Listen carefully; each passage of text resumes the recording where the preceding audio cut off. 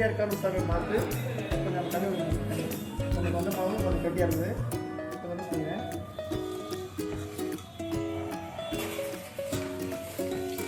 அந்த ஆப்பசோட வந்து நல்லா மிக்ஸ் ஆகிற மாதிரி நல்லா நீட்டாக ஒரு 2-3 நிமிஷம் நல்லா கிண்டோம்னாக்க நல்லா அந்த சோளா வந்து எங்கேயுமே போய் மிக்ஸ் ஆகும். மாவு அங்கேருந்து அரைச்சி வந்துடும் கிச்சன்லேருந்து. நம்ம வந்து எக்ஸ்ட்ரா நம்ம வந்து எதுவுமே ஆட் பண்ண தேவையில்லை. ஆப்பசோடா தவிர நம்ம வேறு எதுவும் ஸ்டார்ட் பண்ண தேவையில்லை. ஏன்னா அரைச்சி வரும்போது சால்ட்டு சுகர் எல்லாமே போட்டு வரும். நம்ம வந்து அதோட மாவோட லிக்விட் கன்சிஸ்டன்சி பார்த்து தண்ணி ஊற்றி கொஞ்சமாக ஆப்பசோடா மட்டும் போட்டால் போதும்.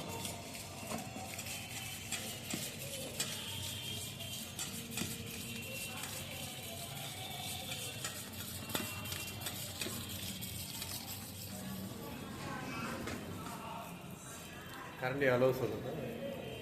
கரண்டி நம்பருக்கு 5 நம்பர் கரண்டி. 5 நம்பர் கரண்டி ஃபுல்லாக பண்ணாமல் ஒரு 3/4 அளவு.